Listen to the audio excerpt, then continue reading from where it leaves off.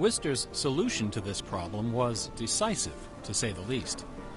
The city's elders apparently decided that if they couldn't beat them, they would join them.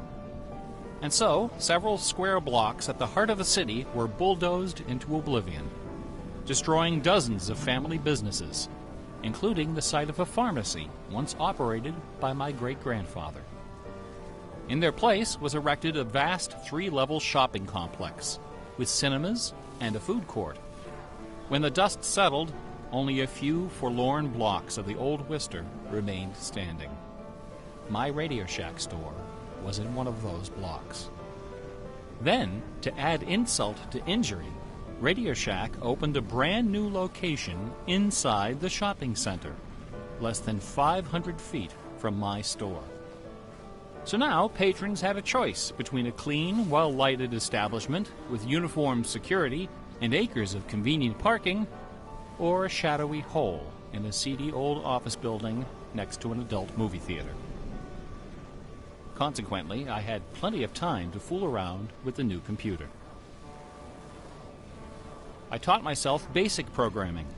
Then I learned Z80 assembly. Both, of course, so that I could write games. I also created self-running animated demos, which ran all night in the store window for the edification of the winos who peed in our doorway. Strangely enough, the few customers we had didn't seem to be interested in our new computer, even after the 16K memory upgrade. In fact, most of the people who set off the buzzer on their way through the front door weren't there to buy anything at all. They were there to exploit a free promotion, which was the bane of Radio Shack employees for over 40 years. The Battery of the Month Club. The idea of this promotion was simple.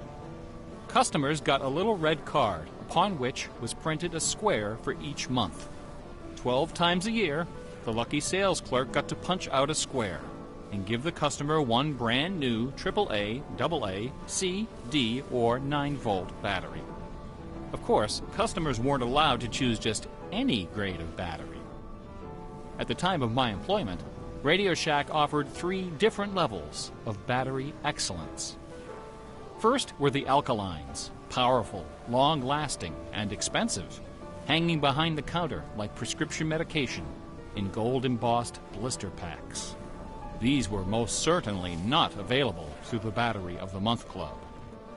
Next were the high-end lead batteries, sturdy, dependable batteries, moderately priced, and prominently displayed near the front of the store. These were also not available through the Battery of the Month Club. Finally, at the bottom of the barrel were the standard lead batteries. These were literally piled in barrels, cunningly located way at the back of the store, in a dark corner near the TV antennas. Remember TV antennas? Customers who came in looking for their free Battery of the Month had to walk the entire length of the premises, past the CB radios and stereo headphones and remote-controlled racing cars.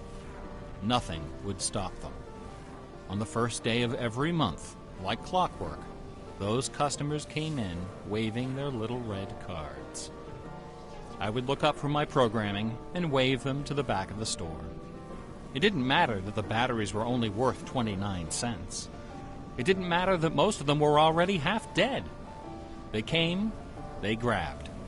And as far as I can remember, not one of them ever paid for a damn thing. I was such a crappy salesman. I was young and foolish. I thought my education in game design was happening at the keyboard.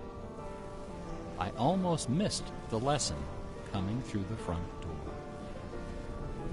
Fortunately, I wasn't the only person fooling around with games on micros.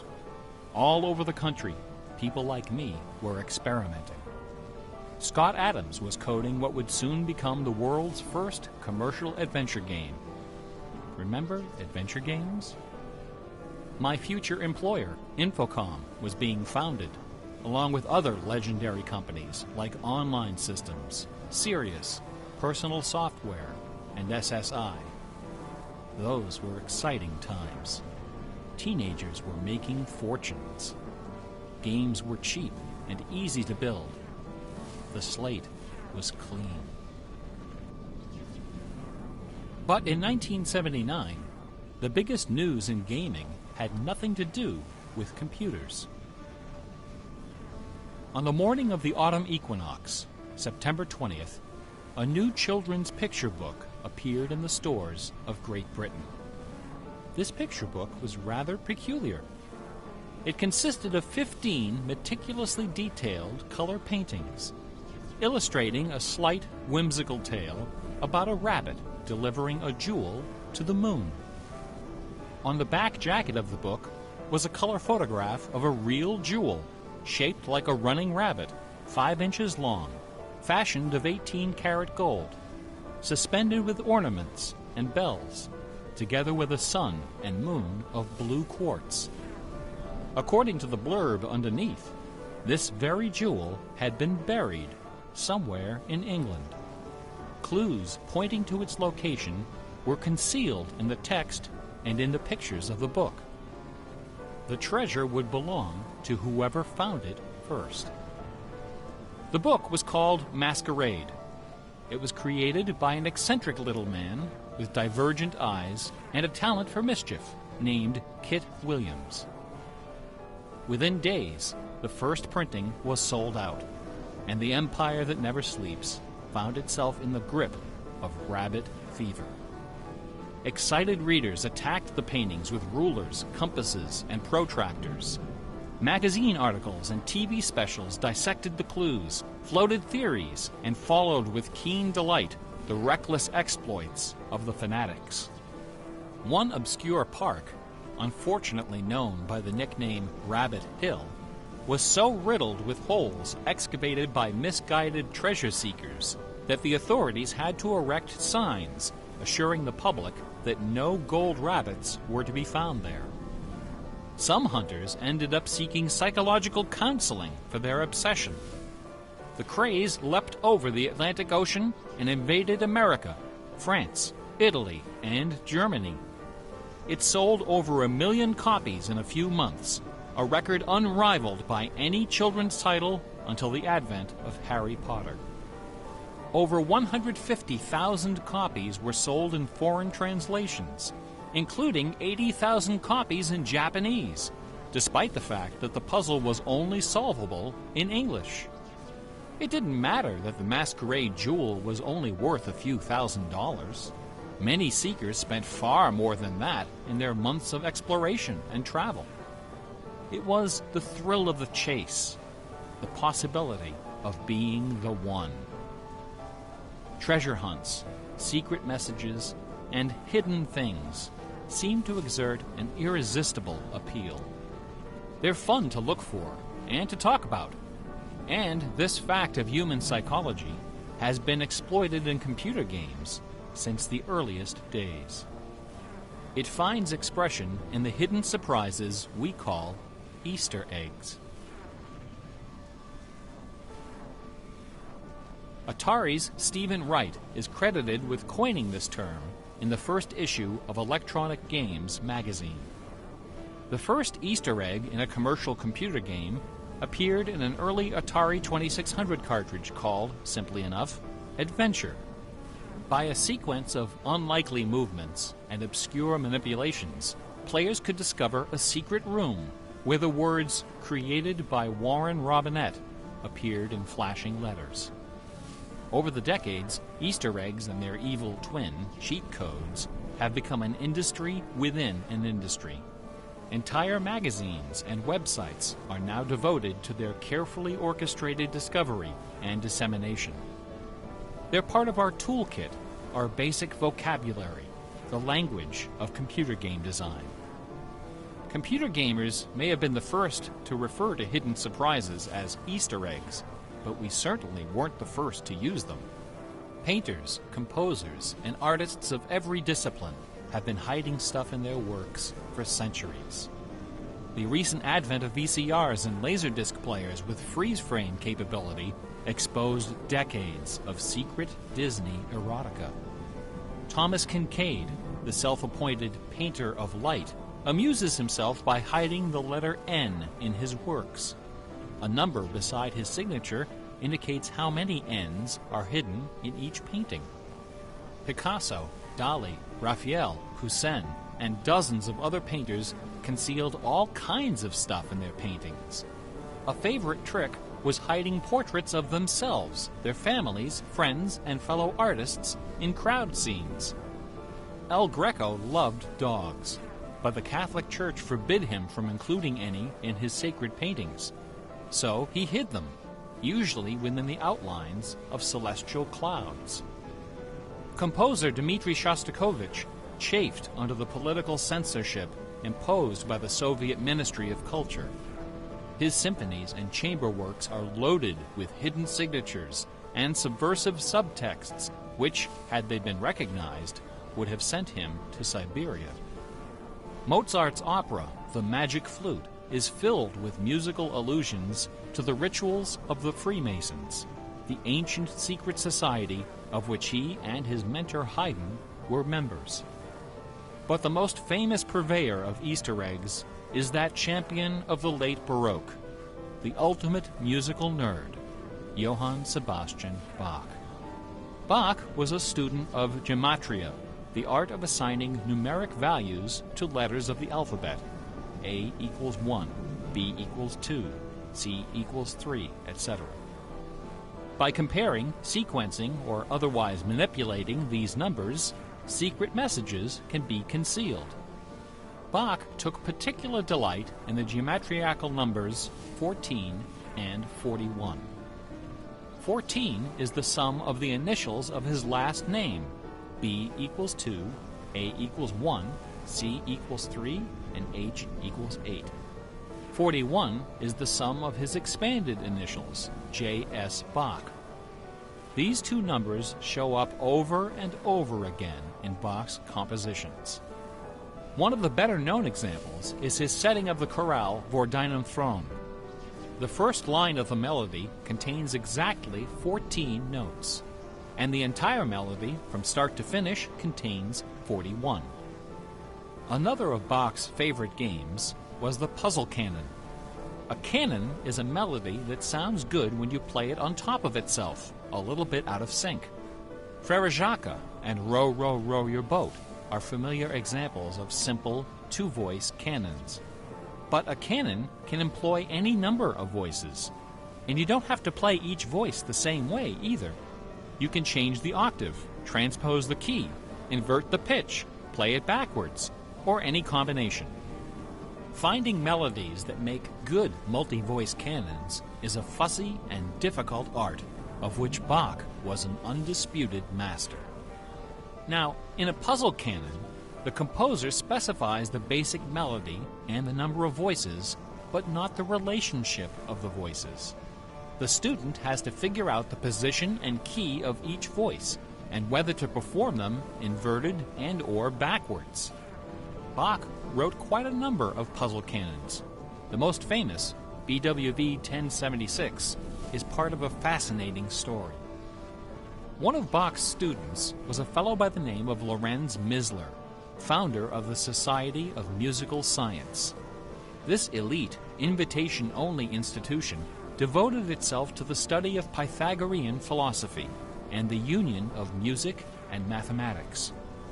Its distinguished membership reads like a who's who of German composers, including Handel, Telemann, and eventually Mozart. Applicants for membership in the society were required to submit an oil portrait of themselves, along with a specimen of original music. With nerdly efficiency, Society member number 14 decided to combine these admission requirements into a single work. He sat for a portrait with Elias Haussmann, official artist at the court of Dresden. This portrait, which now hangs in the gallery of the town hall in Leipzig, is the only indisputably authentic image of Bach in existence. The Haussmann portrait shows Bach dressed in a formal coat with exactly 14 buttons. In his hand is a sheet of music paper, upon which is written a puzzle canon for 6 simultaneous voices. In 1974, a manuscript was discovered which proved that this canon was the 13th in a series of exactly 14 canons based on the ground theme of the famous Goldberg variations. As if these musical gymnastics weren't enough, Bach liked to hide messages in his compositions by assigning notes to the letters. His initials, B-A-C-H, correspond to the pitch sequence B-flat, A, C, and B natural in German letter notation. This theme makes its most memorable appearance in the last bars of his final composition, The Art of Fugue, published soon after his death in 1750.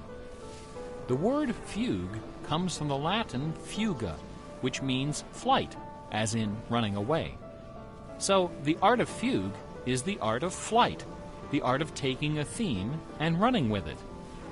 Bach wrote hundreds of fugues, but none as sublime as this sequence of 14.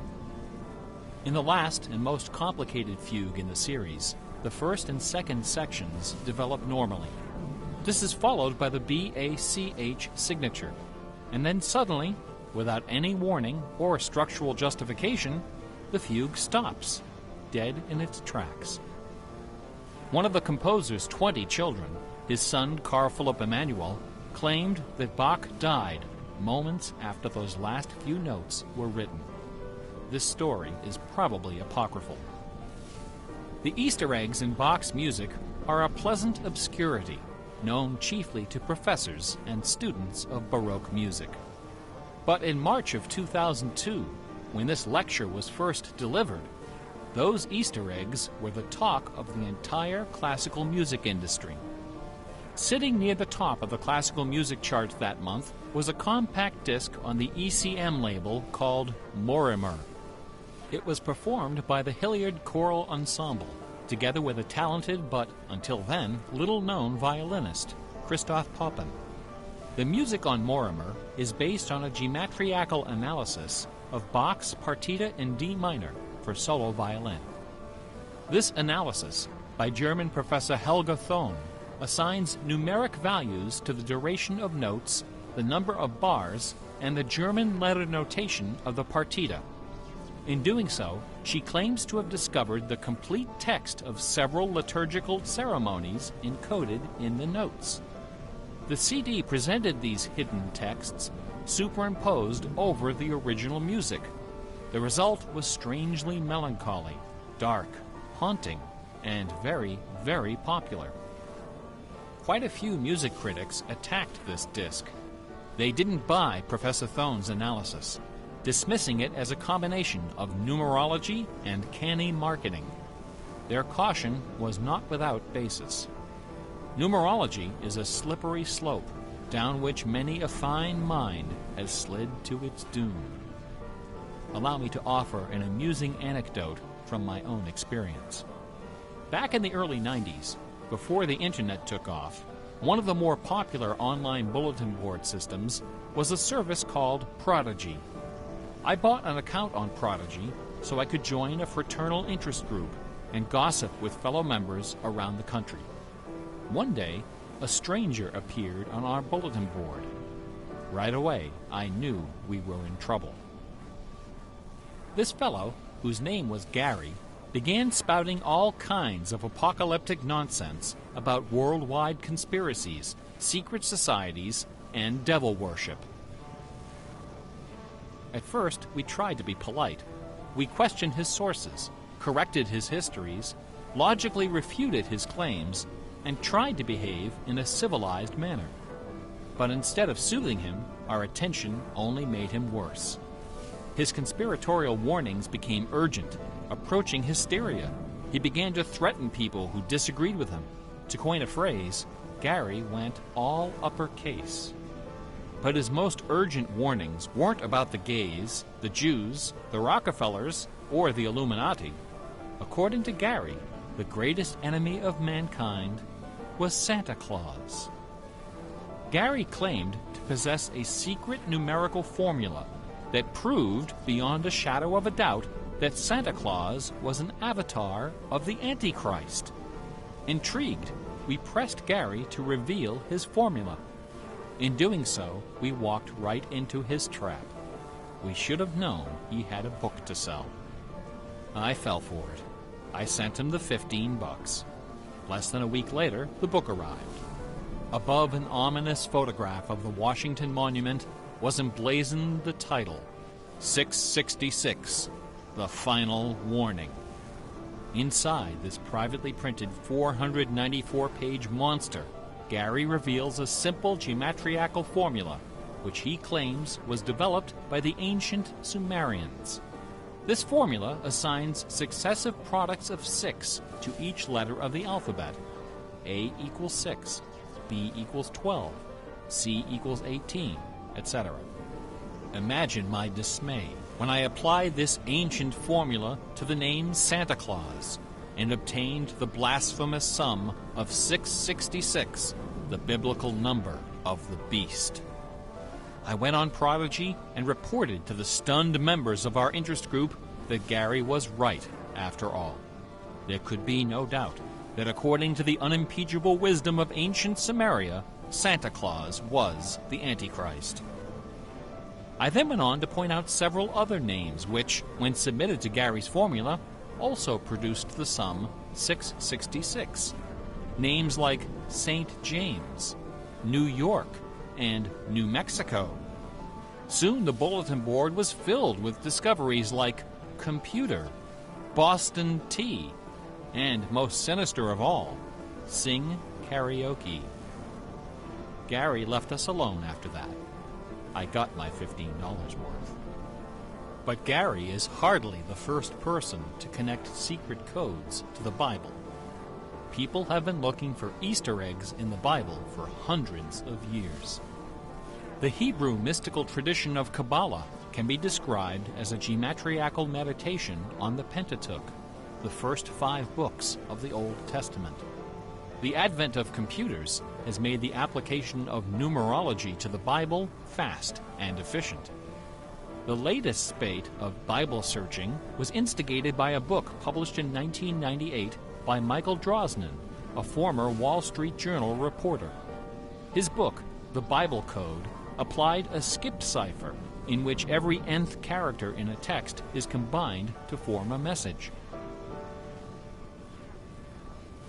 By applying his skip cipher to the Hebrew text of the Old Testament, Drosnin claimed to have discovered predictions of World War II, the Holocaust, Hiroshima, the assassination of Yitzhak Rabin and both Kennedys, the moon landing, Watergate, the Oklahoma City bombing, the election of Bill Clinton, the death of Princess Di, and the comet that collided with Jupiter.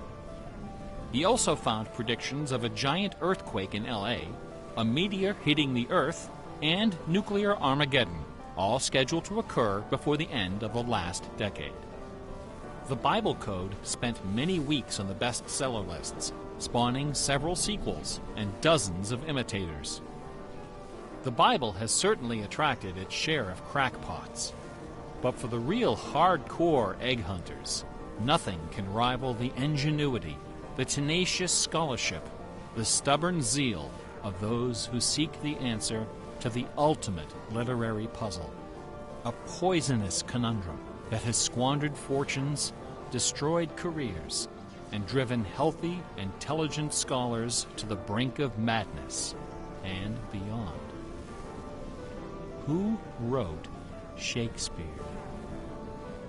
The essays and books devoted to the Shakespeare authorship problem are sufficient to fill a large library. Several such libraries actually exist. Not even a day-long tutorial, much less an hour lecture, can begin to do justice to this complex, bizarre, and dangerously tantalizing story. Nevertheless, for the unacquainted, I will attempt to summarize the issue in a few paragraphs. The undisputed facts of Shakespeare's life and career could be scribbled on the back of a cocktail napkin. We know for a fact that a man named William Shakespeare was born in 1564 in or around the village of Stratford-upon-Avon. We know that he had a wife and at least 3 children. We know he bought property in Stratford, was involved in several lawsuits with his neighbors, and died there in 1616, aged 52. We also know that during those same years, a man with a last name similar to Shakespeare worked as an actor on the London stage, eventually becoming co-owner of some of the theaters there. We also know that about the same time, a number of most excellent poems and plays were published in London under the name Shakespeare. We do not know for a fact that the landowner in Stratford and the actor in London with a similar last name were one and the same man. We do not know for a fact that either man had anything to do with the poems and the plays. All we know is that those poems and plays have, in the 400 years since their composition, come to be regarded as a pinnacle of Western culture. The works attributed to Shakespeare appear to have been written by a man or woman who knew something about just about everything. They're filled with references to mythology and classic literature, games and sports, war and weapons of war, ships and sailing, the law and legal terminology, court etiquette, statesmanship, horticulture, music, astronomy, medicine, falconry, and, of course, theater. Therein lies the problem. How could a farmer's son of uncertain schooling, from a mostly illiterate country village, a man of practically no account at all, wield such encyclopedic learning, with so much eloquence and wit, so much wisdom and human understanding? For the first 150 years, nobody questioned the traditional history of the bard. Then, in the late 18th century, Reverend James Wilmot, a distinguished scholar who lived just a few miles north of Stratford, decided to write a biography of the famous playwright. Dr. Wilmot believed that a man as well educated as Shakespeare must have owned a fairly extensive library, despite the fact that not a single book or manuscript is mentioned in his will. Over the years, he speculated, some of those books must have found their way into local collections. And so, the good Reverend Doctor scoured the British countryside, taking inventory of literally every bookshelf within 50 miles of Stratford. Not a single book from the library of William Shakespeare was discovered. Neither were there found any letters to, from, or about Shakespeare. Furthermore, no references to the folklore, local sayings, or distinctive dialect of the Stratford area could be found in any of Shakespeare's writings. After 4 years of painstaking research, Dr. Wilmot concluded, to his own dismay, that only one person contemporary with Shakespeare of Stratford had ever demonstrated the wide-ranging education and expressive talent needed to compose those poems and plays. That man was the multilingual author, philosopher, and statesman, inventor of the scientific method, chancellor to the courts of Queen Elizabeth and King James, Sir Francis Bacon. Dr. Wilmot never dared to publish his theory, but before he died, he confided it to a friend, James Cowell, who, in 1805, repeated it to a meeting of the Ipswich Philosophical Society. The members of the society were suitably outraged, and the scandalous matter was quickly forgotten. Then, in 1857, a lady from Stratford, Connecticut, published a book called The Philosophy of the Plays of Shakespeare Unfolded. In this book, Miss Delia Bacon, no relation to Francis, claimed that the works of Shakespeare were written by a secret cabal of British nobility, including Sir Walter Raleigh and Sir Philip Sidney, as well as Sir Francis Bacon. Delia Bacon's book electrified the world of letters. Battle lines were drawn between the orthodox Stratfordians and the heretical Baconians. Literary societies and scholarly journals were formed to debate the evidence. Hundreds of pamphlets, newspaper articles, and essays were published defending each side and ridiculing the opposition with that self-aggrandizing viciousness peculiar to tenured academics. Armed with her explosive book, Delia Bacon journeyed to Stratford-upon-Avon, and, unbelievably, obtained official permission to open Shakespeare's grave. However, when the moment came to actually lift the stone, Delia's self-doubt precipitated a catastrophic nervous breakdown. She later died penniless in a madhouse. Around 1888, things began to get a bit out of hand. U.S. Congressman Ignatius Donnelly of Minnesota became interested in the Shakespeare controversy. One day, browsing through his facsimile copy of the First Folio of 1623, he noted that the word bacon appeared on page 53 of the Histories and also on page 53 of the Comedies. He also noted that Sir Francis Bacon had written extensively on the subject of cryptography. Donnelly began counting line and page numbers, adding and subtracting letters, drawing lines over sentences, circling words, and crossing them out. The result was a complex and virtually incomprehensible algorithm, which he claimed was invented by Bacon to hide secret messages inside the First Folio. The greatest Easter egg hunt in the history of Western civilization had begun. Here are just a couple of the sillier highlights. A doctor named Orville Owen of Detroit constructed a bizarre research tool he called the Wheel of Fortune. This wheel consisted of two giant wooden spools wrapped with a strip of canvas 2 feet wide and 1,000 feet long. Onto this canvas, he glued the separate pages of the complete works of Bacon, Shakespeare, Marlowe, Greene, Peele, and Spenser, together with Burton's Anatomy of Melancholy. By cranking the spools back and forth, Dr. Owen could quickly zip across the pages in search of clues and cross-references. Employing a large team of secretaries and stenographers, Owen claimed to have uncovered a complete alternative history of Elizabethan England, as well as several entirely new Shakespeare plays and sonnets. Listen to this hidden verse, supposedly penned by the mighty bard himself, which inspired Dr. Owen to build his Wheel of Fortune. Take your knife, and cut all our books asunder, and set the leaves on a great firm wheel, which rolls and rolls, and turning the fickle rolling wheel, throw your eyes upon Fortune, that goddess blind, that stands upon a spherical stone, that turning and inconstant rolls in restless variation. After publishing 5 thick volumes of this rubbish, Owen announced the discovery of an anagram, indicating that Bacon's original manuscripts were buried near Chepstow Castle on the River Wye. Owen spent the next 15 years and thousands of dollars excavating the bed of the river with boat crews and high explosives. He died before anything was found.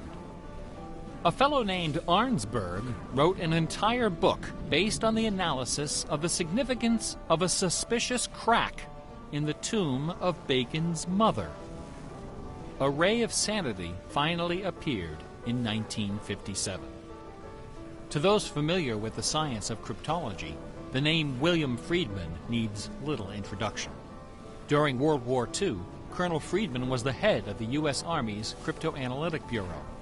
He is credited with cracking the Japanese Empire's most sensitive cipher. After the war, the colonel decided to apply his expertise to the study of the Shakespeare ciphers. He interviewed several of the experts in the field and prepared a detailed scientific analysis, which he published under the title The Shakespeare Ciphers Examined. His conclusion? In a word, bunk. According to the standards of cryptologic science, not one of the hidden messages purportedly discovered in Shakespeare's works was plausible. The rules used to extract these messages from the texts were non-rigorous, wildly subjective, and unrepeatable by anyone except the original decipherer. The people involved were not being dishonest. They were channeling their preconceptions. They were trapped in a labyrinth of delusion. mining order from chaos. Anglers in a lake of darkness. Lear, Act 3, Scene 6. You would think that Friedman's cold and ruthless exposure would be enough to silence the heretics once and for all. Not a chance. The books and TV specials and websites and conferences and doctoral dissertations keep right on coming. I should point out that the Shakespeare authorship issue is not only the preoccupation of cranks and weirdos. A substantial number of respected authors and Shakespeareans have expressed serious doubts about the traditional origin of the plays. The list includes Nathaniel Hawthorne, Ralph Waldo Emerson, Walt Whitman, Henry James, Sam Clemens, Sigmund Freud, Orson Welles, and Sir John Gielgud. Living skeptics include the artistic director of the New Globe Theatre, Mark Rylance, Michael York, Derek Jacobi, Kenneth Branagh, and even that most revered and scholarly of contemporary Shakespearean actors, Keanu Reeves. The current leading candidate for the authorship is Edward de Vere, the 17th Earl of Oxford, a theory first proposed in 1920 by an English schoolmaster with the unfortunate name J. Thomas Looney. What is it about Bach, the Bible, and the works of Shakespeare that inspires this intense scrutiny? Nobody's looking for acrostics in Chaucer or Keats. There are no hit CDs of the secret chorales of Wagner or Beethoven. For the answer, we need to recognize the unique roles which the Bible and Shakespeare have played in the development of Western culture. No other single work of literature has influenced modern English more than the translation of the Holy Bible published in 1611 under the auspices of King James I. The King James Bible exemplifies the meaning of the word classic. It has been called the noblest monument of English prose, the very greatest achievement of the English language. It has served as an inspiration for generations of poets, dramatists, musicians, politicians, and orators. Countless people have learned to read by repeating the phrases in this, the only book their family possessed. Our constitutions and our laws have been profoundly shaped by its cadences and imagery. But even the glory of the King James Bible, compiled by a committee of 46 editors over the course of a decade, pales before the dazzling legacy of the Swan of Avon. The lowest estimate of Shakespeare's working vocabulary is 15,000 words, more than 3 times that of the King James Bible, and twice the size of his nearest competitor, John Milton. His poems and plays were written without the aid of a dictionary or a thesaurus. They didn't exist yet. It was all in his head. When Shakespeare had a thought for which Elizabethan English had no word, he invented one. The Oxford English Dictionary lists hundreds of everyday words and phrases which made their first appearance in the pages of the Bard. Addiction, alligator, assassination, bedroom, critic, dawn, design, dialogue, employer, film, glow, gloomy, gossip, hint, hurry, investment, lonely, luggage, manager, switch, torture, transcendence, wormhole, zany. Hamlet alone contains nearly 40 of these neologisms. Who today would have this audacity, this giddy exuberance of invention? Only one other English author even approaches Shakespeare's facility for coining new words: Sir Francis Bacon. In the modern era, the record holder is Charles Dodgson, better known as Lewis Carroll, who, interestingly, also happens to be the second most quoted author in English, after Shakespeare. Everyone has been profoundly molded by the influences of the King James Bible and Shakespeare. Like it or not, all of us peer at the world through the lenses of these great works. They are the primary source documents of modern English thought, the style guides of our minds. Contemplating these dazzling jewels of wisdom and eloquence gives rise to an extraordinary feeling, a potent, rare, and precious emotion with the potential to completely upset your life. An emotion powerful enough to make a man abandon his wife and children, forfeit career and reputation, lay down his possessions, and follow his heart without questioning. That sweet, sweet fusion of wonder and fear, irresistible attraction, and soul-numbing dread known as awe. Awe is the grail of artistic achievement. No other human emotion possesses such raw, transformative power, and none is more difficult to evoke. Few and far between are the works of man that qualify as truly awesome. It is awe that convinces a rabbi to spend a lifetime decoding Yahweh from the Pentateuch. Awe that sends millions of visitors each year to the pyramids of Giza, Guadalupe, and Mecca.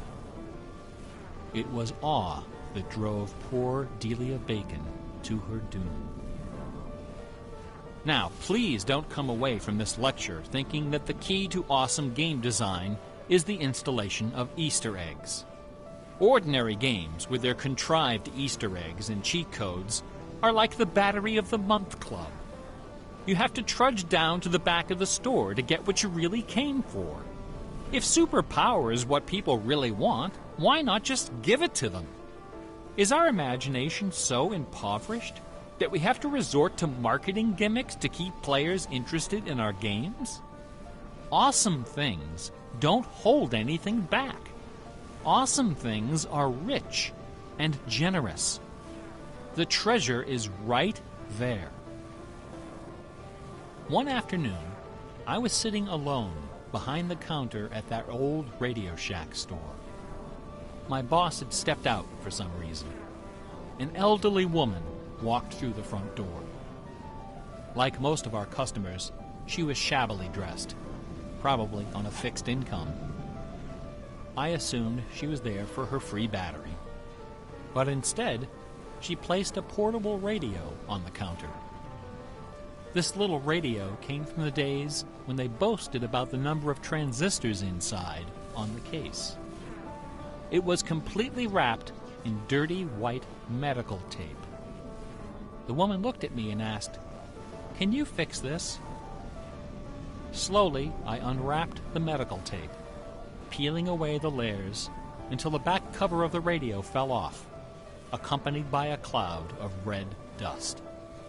The interior of the radio was half eaten away by battery leakage and corrosion. I looked at the radio. I looked at the old woman. I looked back at the radio. I reached behind me, where the expensive alkaline batteries were hanging like prescription medication, and removed a gleaming 9-volt cell from its gold blister pack. Then I pulled a brand new transistor radio from a box, installed the alkaline, and helped the lady find her favorite station. No money changed hands. She left the store without saying a word. Awesome things are kind of like that.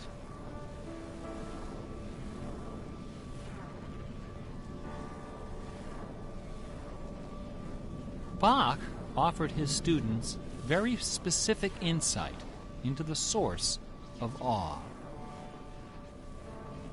In addition to BACH, 2 other sets of initials are also associated with Bach's music. These initials are not hidden in the notes. Instead, they're scrawled right across the top of the manuscript for the whole world to see. The initials are SDG and JJ. SDG stands for the Latin phrase Sole Deo Gloria, to the glory of God alone. JJ stands for Jesu Juva, help me, Jesus. Bach wrote all of his great masterpieces sub specie eternitatis, under the aspect of eternity. He did not compose only to please his sponsors or to win the approval of an audience. His work was his worship. Bach once wrote, "Music should have no other end and aim than the glory of God and the recreation of the soul. Where this is not kept in mind, there is no true music, but only an infernal clamor and ranting." The name of the power that moves you is not important. What is important is that you are moved. Awe is the foundation of religion. No other motivation can free you from the limits of personal achievement. Nothing else can teach you the art of flight. Computer games are barely 40 years old. Only a few words in our basic vocabulary have been established. A whole dictionary is waiting to be coined. The slate is clean. Someday soon, perhaps even in our lifetime, a game design will appear that will flash across our culture like lightning. It will be easy to recognize. It will be generous, giddy with exuberant inventiveness. Scholars will pick it apart for decades, perhaps centuries. It will be something wonderful, something terrifying, something awful. A few years ago, I was invited to speak at a conference in London. My wife joined me, and we took a day off for some sightseeing. We decided to visit England's second biggest tourist attraction, Stratford-upon-Avon. It was cold and rainy when our train arrived. Luckily, most of the attractions are just a short walk from the station. We visited Shakespeare's birthplace, a charming old house along the main street, which attracts millions of pilgrims every year, despite the complete lack of any evidence that Shakespeare was born there or even lived anywhere near it. We went past the school where Shakespeare learned to read and write, although no documents exist to prove his attendance. We visited Anne Hathaway's cottage, the rustic country farm where his wife spent her childhood, although no record shows anyone by that name ever having lived there. Finally, we came to the one location undeniably associated with Shakespeare, Trinity Parish Church, on the banks of the River Avon, where a man by that name is buried. This beautiful church is approached by a long walkway between rows of ancient gravestones, shaded by tall trees. The entrance door is surprisingly tiny. No cameras are allowed inside. The interior is dark and quiet. Despite the presence of busloads of tourists, the atmosphere is hushed and respectful. A few people are seated in the pews, deep in prayer. An aisle leads up the center of the church. The left side of the altar is brightly illuminated. On the wall above is a famous bust of the bard, quill in hand, gazing serenely at the crowd of pilgrims. on the floor beneath, surrounded by bouquets of flowers, at the very spot where Delia Bacon lost her mind, the gravestone of William Shakespeare bears this dire warning. Good friend, for Jesus' sake, forbear to dig the dust enclosed here. Blessed be the man who spares these stones, and cursed be he that moves my bones. Every year, 3 million pilgrims arrive from every nation on earth to approach this stone and consider the likeness of a man whose body of work can only be described as awesome. By contrast, the right side of the altar is dark and featureless. Nobody of any consequence is buried there. The only point of interest is a wooden case of simple design, carved of dark oak. Inside the case, sealed beneath a thick sheet of glass, lies a large open book. A plaque on the case identifies this book as a first edition of the King James Bible, published in 1611, when Shakespeare was 46. Not many pilgrims visit this side of the altar. Most of those that do simply glance at the book, read the plaque, and move along. A few, more observant, note that the Bible happens to be opened to a page in the Old Testament, the book of Psalms, chapter 46. No explanation is given for this particular choice of pages. For the initiated, none is necessary. If you are of inquisitive bent, if you are intrigued by English history and literature, if you value your peace of mind, cover your ears now.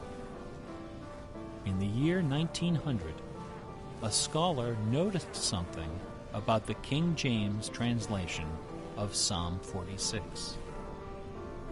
Something terrifying, something wonderful. The 46th word from the beginning of Psalm 46 is shake. The 46th word from the end is spear. There are only 2 possibilities here. Either this is the finest coincidence ever recorded in the history of world literature, or it is not. The Earth revolves around only one sun and has only one moon. The moon happens to be 400 times smaller than the sun. The sun happens to be 400 times farther away. And the apparent paths of the moon and sun in our sky happen to intersect exactly twice every month, which means that every now and then, at long yet precisely predictable intervals, the lunar disk slips across the face of the sun and just barely conceals it for a few wonderful, terrible minutes. A fine coincidence, no? In June of 1977, a little man with divergent eyes and a talent for mischief ascended a hilltop in the British village of Ampthill. At the summit of this hill is a tall, slender cross, a memorial to Catherine of Aragon, the first wife of Henry VIII. The sun, high in the south, cast the shadow of the cross upon the grassy hillside. At exactly 12 noon, the man removed from his pocket a bar magnet. He turned the magnet so its north pole was facing south and buried it under the shadow of the cross. 2 years later, a few hours before the publication of his first book, the man returned to that hillside, this time in the dead of night. He used a compass to locate the magnet he had buried. In that same place, he dug a hole in the ground and placed inside a ceramic container inscribed with the following words: I am the keeper of the Jewel of Masquerade, which lies waiting safe inside me for you for eternity.